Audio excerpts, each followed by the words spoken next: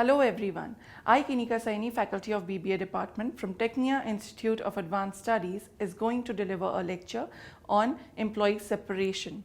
What do you mean by employee separation? The termination of employees from membership of the organization is referred to as employee separation. The rate at which employees leave the organization is measured by the rate of employee separation. The costs of employee separation. The employee separation is always resulted in some costs. The intensity of the incurring costs varies on the basis of the decision of the management that either the empty position of separated employee is replaced by a new employee or the position may be eliminated permanently. Following are the costs that are linked with the employee separation, that is recruitment cost, selection cost, training cost, separation cost. Employee separation may be voluntarily. When an employee terminates the employment relationship, then this form of employee separation is known as voluntary separation. When employer of an organization ends the employment relationship with any employee, then this employee separation is called involuntary separation. There may be a number of reasons for involuntary separations, like the employee does not fit with the requirements of a particular job or due to economic necessity. Next topic is types of employee separation. First is retirement. Retirement is the major cause of separation of employees from the organization. It can be defined as the termination of service of an employee on reaching the age of superannuation. Retirement may be of two types. First is compulsory retirement. This is the retirement when employees retire compulsorily from service on attaining the age of superannuation. Second is voluntary retirement. When organizations give option to its employees to retire even before superannuation, it is called voluntary retirement.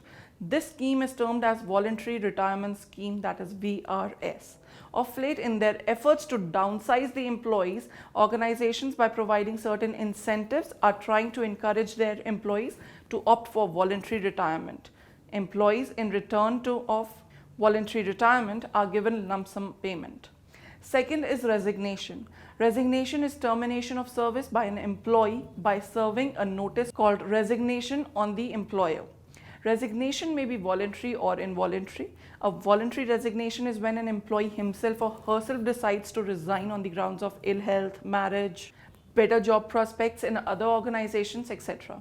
Resignation is considered involuntary or compulsory when the employer directs the employee to resign on grounds of duty and indiscipline or face the disciplinary action.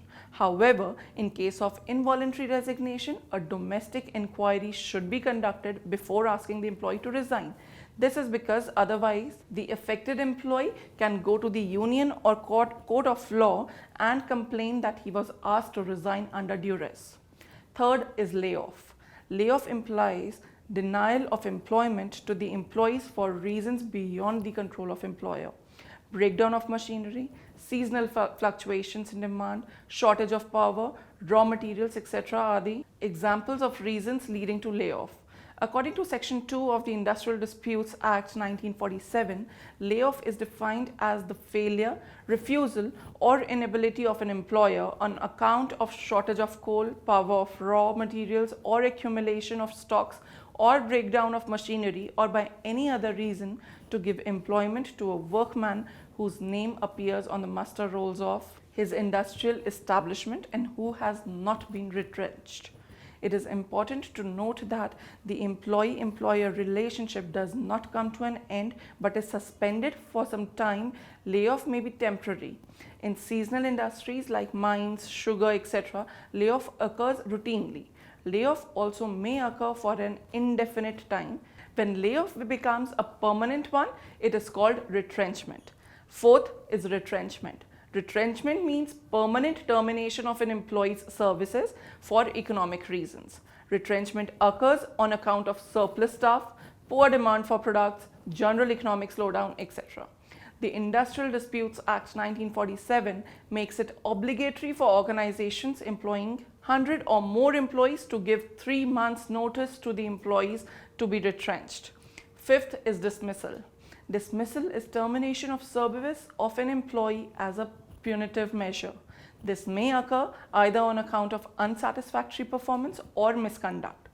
Persistent failure on the part of employee to perform up to the expectations or specified standard is considered as unsatisfactory performance.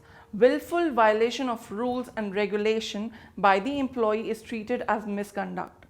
Dismissal is a drastic step seriously impairing the earnings and image of the employee. Therefore, dismissal as a measure should be resorted to with great care and caution. It must be justified and duly supported by the just and sufficient cause. Before an employee is dismissed, he must be served advance notice to explain his position. The reasons for dismissal must be clearly made to the employee. So I hope you understood the topic employee separation. Thank you so much.